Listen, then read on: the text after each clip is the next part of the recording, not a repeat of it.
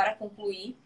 Então, a gente está trazendo aqui mais a visão, né, de mestrado acadêmico, tá? Mas, assim, Letícia vai explanar um pouco sobre isso.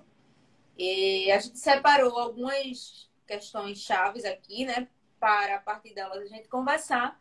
Mas quem quiser perguntar algo, eu vou deixar a live salva também para as pessoas que quiserem ver depois. E a gente começa, Letícia, com a diferença, né, entre pesquisa rotineira, né, e pesquisa científica, que é outro ponto também.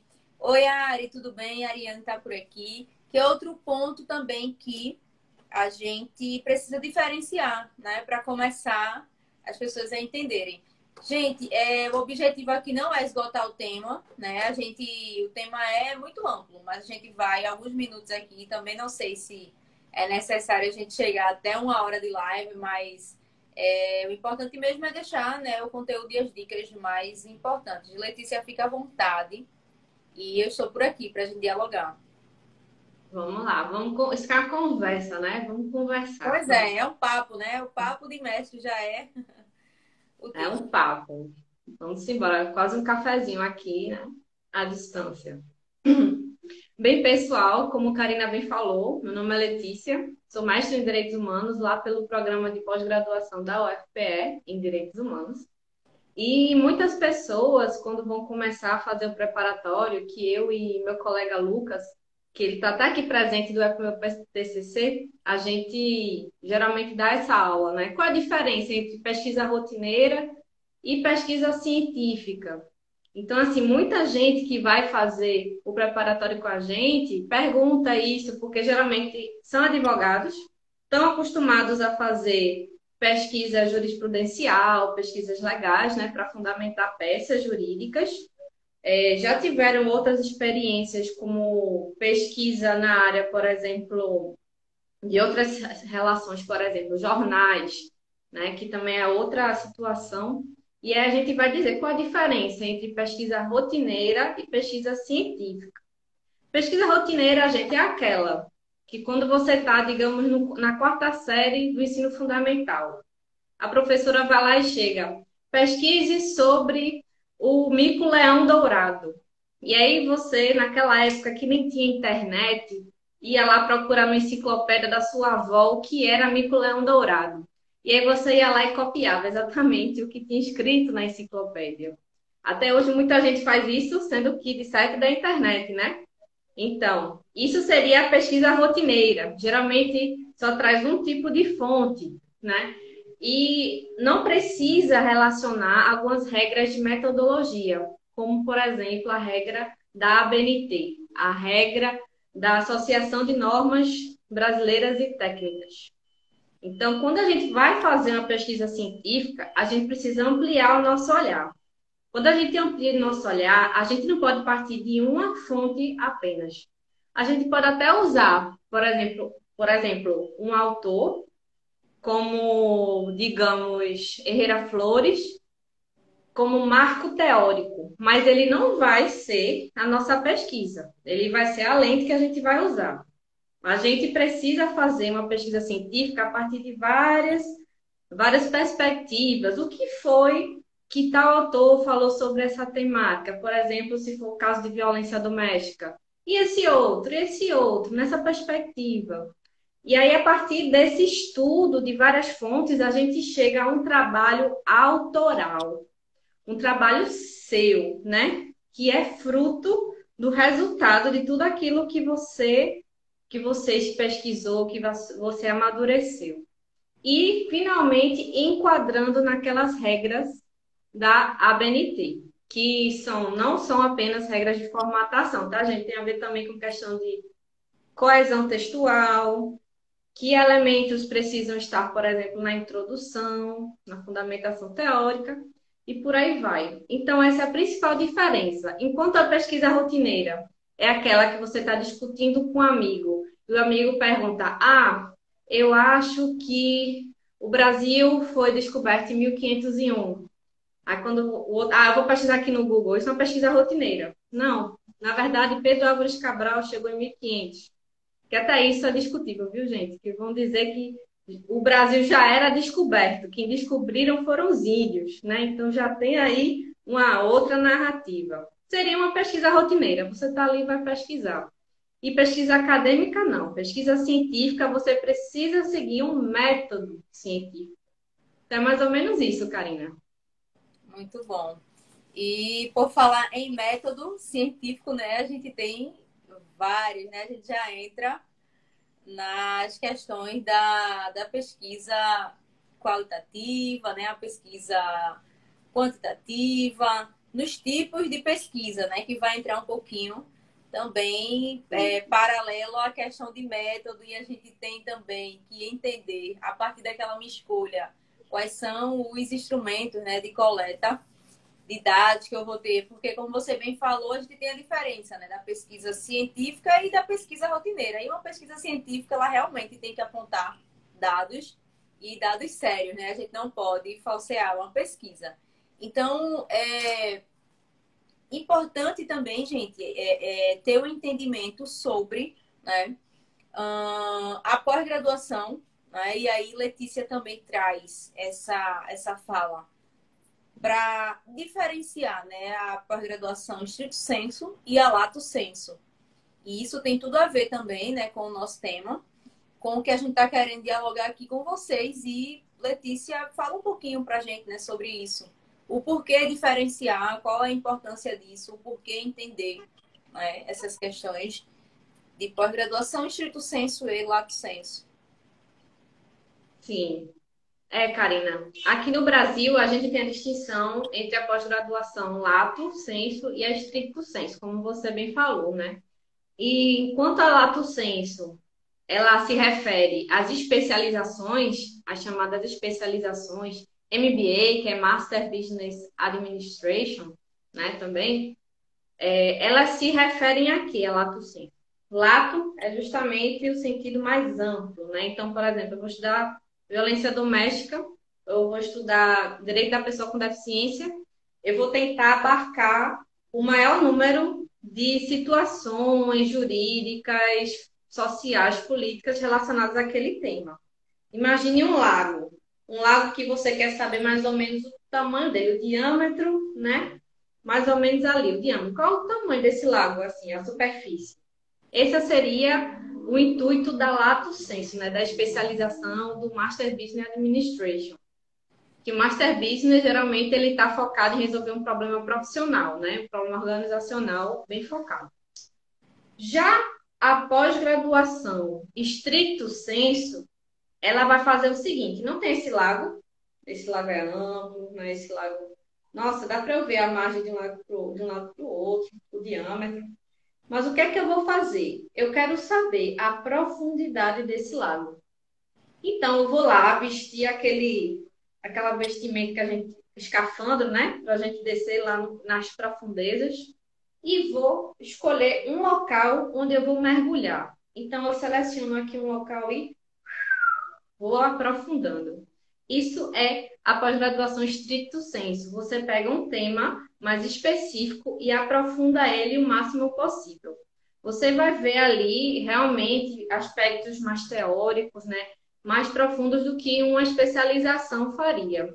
Até porque um mestrado, um doutorado, ele, ele é mais demorado, né? 2 anos para ser concluído, do que uma especialização, do que um MBA geralmente. E um doutorado leva até 4 anos, né? 4, 5 anos, às vezes 6. Então, essa seria a principal diferença. E no mestrado stricto sensu, a gente ainda tem um mestrado acadêmico e um mestrado profissional. Então, enquanto o mestrado acadêmico é justamente ligado a essa questão de universidade, você é pesquisador, você é professor universitário, né, mais voltado a essa área, vou publicar livros, vou publicar artigos. O mestrado profissional, ele vai focar mais em resolver problemas organizacionais ou institucionais. Não quer dizer que você não vai poder ensinar, você pode sim. Você tem o título de mestre e pode ensinar. Mas é um foco meio diferenciado. E doutorado, ele sempre é mais realmente acadêmico, porque vai considerar a sua pesquisa científica propriamente dita e meio que é uma evoluçãozinha ali na área acadêmica. E a diferença, a importância de saber disso é porque muita gente chega da especialização, faz uma especialização e acredita que o mestrado é igual ou muito semelhante à especialização. E, na verdade, não é. O mestrado, ele requer realmente um esforço mais no sentido de produção.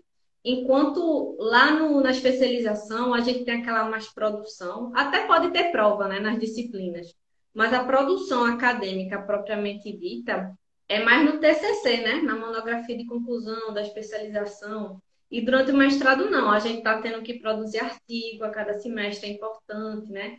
Tá fazendo grupo, tá fazendo parte de grupos de pesquisa. Por isso é importante saber a diferença entre um e outro. O que também não quer dizer, Letícia, eu sou uma pessoa mais prática. Eu sou mais a pessoa da prática advocatícia, então acho que mestrado não é para mim. Será que não é para você? Será mesmo? Porque a gente está precisando de pessoas com um olhar objetivo, assertivo nas nossas academias. Então, de fato, quando você participa desse processo acadêmico e você já é advogado, acaba agregando a sua prática. Você acaba crescendo também junto e também contribuindo para a academia com a sua prática. Então, a Letícia, então não diga, a Letícia, mestrado não é para mim. Não.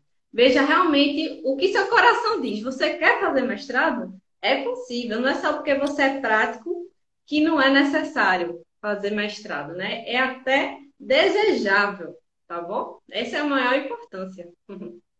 Muito bom, é verdade. O problema é que as pessoas, como você falou, né, desconhecem um pouco, que é normal, a gente só realmente conhece algo quando a gente passa a viver aquilo, né? Então, a gente desconhece as etapas, a gente desconhece como é a vida do mestrando, né? Quais são as obrigações, as atividades. Então, tudo isso realmente a gente pensa, isso é uma coisa muito filosófica, apenas escrita e tudo mais, enfim. E é como você falou mesmo, eu percebo também que a academia, né, ela tem acolhido muito as pessoas que já têm essa visão mais prática e que tem uma diferença, né, no profissional que é. E isso vai acabar agregando. A outra questão também, Letícia, que eu sinto, né? Eu já passei e ainda passo por isso, e eu vejo muitas pessoas que chegam por aqui perguntando também, né? É a dificuldade em relação à metodologia da pesquisa, que também é algo que deve ser explorado, é algo que a gente precisa aprender, né? Por mais que, eu não gosto, eu acho muito chato, né? O rigor da pesquisa científica exige, né? E então, assim, duas dificuldades, né? Essa da metodologia e a outra que é um dos pontos que você também iria trazer, né? Que é a escolha do tema, né? A escolha do tema da pesquisa. Isso é muito difícil. Às vezes a gente tem muitas ideias, mas a gente não sabe como é que dessas ideias vai surgir o meu tema, né? Vai surgir o meu tema e daí vai surgir o meu título e daí como é que serão meus objetivos. Então, assim, tudo isso também é algo que muita gente, né? Eu acredito que você também passa por isso. Desconhecem e acabam travando e acabam desistindo do caminho. Isso é muito chato, é difícil e eu não quero continuar ou isso não é para mim, como você falou. E o que é que a gente precisa fazer, né? Quais são as dicas que você pode trazer aqui para ajudar essas pessoas a realmente desvendarem, né, a dificuldade da metodologia da pesquisa, né? E antes disso, saber qual é o tema, né? Qual é o tema da sua pesquisa e a partir daí lançar título, objetivos e seguir, né, nessa caminhada. Antes de tudo, Letícia, eu quero falar sobre, vamos ver, eu quero falar sobre a imigração venezuelana. Certo, muito legal. Mas que problema você quer resolver? Então, a gente às vezes gosta muito de um assunto, mas não sabe exatamente qual é o problema que aquele assunto está disponível no mundo social. Por exemplo, a gente agora está com um problema sério, né, de acolhida de imigrantes venezuelanos, que muitos são ilegais mesmo, não tem sequer certidão de pedido de refúgio. Então, isso é um problema que está acontecendo nesse momento, né? Então, como é que eu posso aperfeiçoar o meu tema de pesquisa, né? Porque às vezes é importante a gente especificar. Então, quando você vai fazer uma pergunta de pesquisa, a Isabelle, é uma querida Isabelle, das inspirações profissionais de primeira grandeza. Oi. Você também, viu, Isabelle? Vou lhe chamar aí para a gente fazer mestrado também. Eu já Vamos falei ser para ela, treinando. ó, seletiva aí rolando, tá na sua vez. Vamos embora. Então, quando você vai fazer a pergunta de pesquisa, é importante que seja uma pergunta que não seja de sim e não, né? Então, por exemplo, se você, vou falar sobre cultura de paz. A mediação é, é favorável à solução de conflitos na escola? É uma pergunta de sim e não. Não faz sentido você fazer uma pergunta assim. Por quê? Porque você vai ter que aprofundar um tema de pesquisa, né? Então, algumas pessoas chegam para mim e fazem, Letícia, tenho aqui meu pré-projeto. E aí, quando eu vou ver o pré-projeto, eu vejo que a pessoa não pesquisou. Ou seja, ela tem uma ideia, colocou ali o que é que ela pensa no momento, mas não trouxe nenhum autor propriamente dito, assim, nenhum marco teórico, não trouxe essa referência a outras fontes, não trouxe uma consistência ao projeto dela. Então, eu digo, aí ela fez, gente, e eu preciso fazer uma pré-pesquisa? E é isso, a gente precisa fazer uma pré-pesquisa. Não precisa ser tão aprofundada, mas a gente precisa saber do que está falando. Então, quando eu vou fazer um trabalho, por exemplo, né, um pré-projeto, é importante, às vezes, usar um texto base, que vai me direcionar mais ou menos ali a entender o problema que eu quero resolver, e outros textos acessórios que vão dar base, fundamento, vão enxertar o meu pré-projeto e tornar ele mais atraente para a banca, que vai analisar, né, se aquele projeto é ou não interessante para o programa de pós-graduação. Então, não adianta você escrever um pré-projeto que o programa de pós-graduação simplesmente não pesquisa. Precisa realizar o casamento entre o que você quer pesquisar e o que os professores do programa e possíveis orientadores estão pesquisando. E isso leva justamente a que programa de pós-graduação você deve escolher. Então, você precisa ter isso em mente, né? Então, por exemplo, eu falo muito de cultura de pós-graduação. O programa de pós-graduação em Direito tem uma cultura diferente do programa de pós-graduação em Direitos Humanos. São linhas distintas, diferentes. Tem algumas coisas relacionadas? Tem, porque a gente vai falar, às vezes, de leis que instituem direitos humanos, né? Então, acaba tendo relações que você traz do mundo jurídico, mas o foco não é jurídico, lá em direitos humanos, é a interdisciplinaridade. Então, isso é uma coisa que deve ser vista, isso é um fator que deve ser analisado. Se o que você quer pesquisar é adequado àquele programa de pós-graduação. Então, isso também tem a ver com a escolha do seu tema, porque você pode fazer uma escolha massa de tema, mas aquele programa, até desenvolver bem um projeto sustentável, né, consistente, mas aquele programa simplesmente não tem interesse em olhar, em analisar. Laura chegou, bem-vinda, Laura. Mais uma das Vamos nossas. sozinha. É isso, Letícia. E acaba que quando a gente faz, né, a gente para pensar qual o tema, né, e aí atrelada ao perfil do programa, que foi o que você acabou de falar, né, que isso é importante. A gente já entra também, né, na questão da escolha do programa. Né? Se eu escolho um programa com tal perfil, né, eu vou desenvolver uma pesquisa que tenha, né, o perfil para aquele programa. Né? Eu acho que fazer uma análise antes de qual é o programa que eu estou, né, me inscrevendo para fazer seletiva Isso é primordial, né? Isso vai dizer muito sobre o teu tema. Então, a gente acaba tendo que colocar tudo na balança, né? Como diz o ditado. Ô, Letícia, e em relação à metodologia, né? E aí eu vou, como eu falei, né? A gente é um papo, é uma conversa aqui mais rápida, mas para não deixar isso na dívida com De o ter pessoal, falado, né? né, em falta, o que é que você poderia deixar para a gente em relação à metodologia da pesquisa? Metodologia, Karina, geralmente é o calo, né, de todo mundo. Já vi gente de doutorado, de sociologia, dizendo que não sabe metodologia. Nossa, Então, para você ver como é o calo, até mesmo dos universitários, de pesquisadores, né, mestrandos, doutorandos. Porque a gente está sempre ali, ó, modificando, desconstruindo, construindo. Às vezes a gente acha que o objeto da gente de pesquisa está super bem delimitado, a pergunta está super bem delimitada, e depois a gente tem que desconstruir tudinho de novo e fazer um outro trabalho, né, para melhorar aquele objeto. Então, metodologia é um calo, mas não é tão difícil, minha gente. Metodologia é até algo simples. Vou explicar para vocês as, o ponto de partida que vocês devem ter.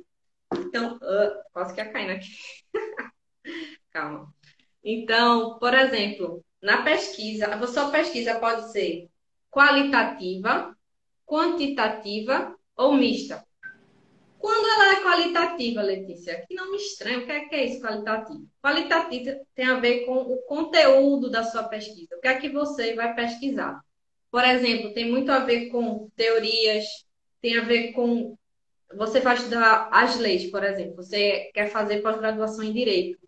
Você vai se debruçar numa pesquisa de documento da lei, né? O conteúdo da decisão jurídica, por exemplo, da jurisprudência. Isso é uma pesquisa qualitativa, né? Eu quero saber qual é o conteúdo que eu posso trazer para aquele fenômeno, né? Se eu posso responder aquela pergunta através de estudos, de teorias, de documentos, né? E fazer uma análise mais esmiuçada. Quando é quantitativo? Quantitativo, geralmente é quando a gente vai fazer, vou dizer o exemplo da minha pesquisa da graduação. Por fazer uma pesquisa de adolescência e tráfico de entorpecentes. Por fazer uma pesquisa de campo e selecionei 53 processos envolvendo adolescentes em conflito com a lei. Então, minha amostra foram 53 processos. Tem a ver com números, a pesquisa é quantitativa. Eu estou indo lá para fazer uma amostra, ou se minha amostra foi 53, e a partir daí eu vou ver quantos eram brancos, quantos eram negros, quantos eram pardos. É muito autodeclaração isso. Então, e no final eu vou ver, ele foi assistido por advogado ou por defensor público? Quantos foram assistidos por advogados? Quantos foram assistidos por defensor público? No final, eu descobri que dos 53 processos, apenas um adolescente tinha sido representado por advogado. Então, isso foi um dado bem relevante. E o que é pesquisa mista? É quando eu junto as duas coisas. Tanto o lado qualitativo quanto o lado quantitativo. Como assim, Letícia? Usando também minha pesquisa da graduação. Antes de fazer a pesquisa de campo, eu fui estudar um sociólogo jurídico que se chamava Niklas Luhmann, um alemão que se chamava Niklas Luhmann. Inclusive, um dos expoentes aqui no Brasil é o Marcelo Neves. Estudar muito sobre ele. Foi aluno de Luhmann. E ele estudou a teoria dos sistemas, teoria dos sistemas sociais. Então, eu primeiramente fui analisar como é o sistema, né, sociais, mais ou menos entender do que se trata, e posteriormente fui aplicar essa teoria dos sistemas nos casos em que eu estava pesquisando. Então, a análise que eu fiz foi justamente coloquei a ótica dos sistemas sociais de Luhmann no meu rosto, assim, e fui analisar os processos de acordo com o entendimento de Luhmann sobre aquilo. Minha graduação, meu TCC foi massa, foi nota 10, mas tive bastante questionamentos posteriormente, pessoas dizendo que Luhmann não refletia a realidade brasileira e coisas do tipo. Mas é uma perspectiva muito interessante de ser utilizada. Até hoje eu gosto de usar, principalmente quando eu quero tentar ter um olhar mais afastado sobre determinada situação. Então foi isso. Então eu juntei tanto uma questão teórica, né? Então eu estudei a teoria dos sistemas de Luhmann e a prática no sentido de amostra, quantos processos eu vou utilizar, né? Essa pesquisa é mista. Então, por exemplo, Karina, se eu for querer saber quantas pessoas aqui em Olinda iriam gostar de ter um shopping novo, eu ia chegar a ter algumas pessoas fazendo ali uma pesquisa e perguntava, você gostaria de ter um shopping aqui? Você gostaria de ter um shopping? E 100 pessoas vão responder aquele questionário, digamos assim. E um questionário é um instrumento de coleta de dados. Para coletar dados, você pode usar questionários, fazer entrevistas. Entrevistas servem muito em pesquisas qualitativas. Questionários servem muito em pesquisas quantitativas ou mistas. Então, você pode fazer diário de campo, quando é uma pesquisação. Por exemplo, eu sou professora e eu quero entender como é que, se eu aplicar essa ferramenta aqui de comunicação não violenta, como é que os alunos vão responder? Aí eu faço um diário de campo, tem a ver também com a pesquisa qualitativa. Então, também tem entrevista estruturada, semi-estruturada, entrevista livre. Semi-estruturada é quando você elabora mais ou menos uma estrutura de perguntas, mas você deixa meio que livre, assim. Você deixa a pessoa meio que mais liberdade para responder, sem ser estritamente aquilo. Questionário geralmente é A, B, C, né? E você clica você é desse jeito, desse jeito, desse Você jeito. dá as E opções. às vezes, até para elaborar um questionário, você precisa fazer uma pesquisa qualitativa antes. Então, vou querer saber nesse mercado aqui, o que é que o pessoal geralmente compra. Não adianta eu fazer uma loja que eu sei que ninguém vai comprar. Então, o que é que esse povo geralmente compra por aqui? Eu tô vendo que o pessoal gosta muito de comprar pão na padaria. Você pode ver que tem padaria em quase todo lugar, né? É difícil uma padaria falir. Mas que pães elas vão gostar mais, né? E aí, a partir daí, você vai esmiuçando. A partir da pesquisa qualitativa, você faz uma quantitativa. Ou então, ao contrário, a partir de uma quantitativa, você faz uma qualitativa. Então, por exemplo, se eu pegasse o resultado lá da minha graduação, né, do meu TCC, por que somente um adolescente de todos os que eu estudei nos processos foi assistido por advogado e todos os outros por defensores públicos? Aí eu podia fazer uma pesquisa qualitativa, gigante. Ia ter muito material para isso. Verdade. E ainda a gente tem a observação, né? A observação também é uma... Observação participante, não participante. Você pode utilizar também. Tem várias formas. Vai depender muito do que você se propõe a fazer, né? Do que você realmente quer responder de sua pergunta de pesquisa. A Bárbara Paz. Bárbara, seja bem-vinda. Minha amiga do colégio, Bárbara. Olha, reencontrando, que bom. Pesquisa qual e quanto, e a pesquisa mista, a mesma coisa, é verdade, Bárbara. Boa, Letícia. Então, ó, nesse tópico, né, de metodologia, gente, é importante a gente ir a partir do tema, da temática e dos objetivos, né? Aí é que a gente vai delinear, né? A gente vai delinear qual é o meu tipo de pesquisa e a partir daí quais são meus instrumentos, né, de coleta de dados. Importante também levantamento, né, fazer revisão de literatura para ver o que os autores mais referências naquele tema têm abordado, né?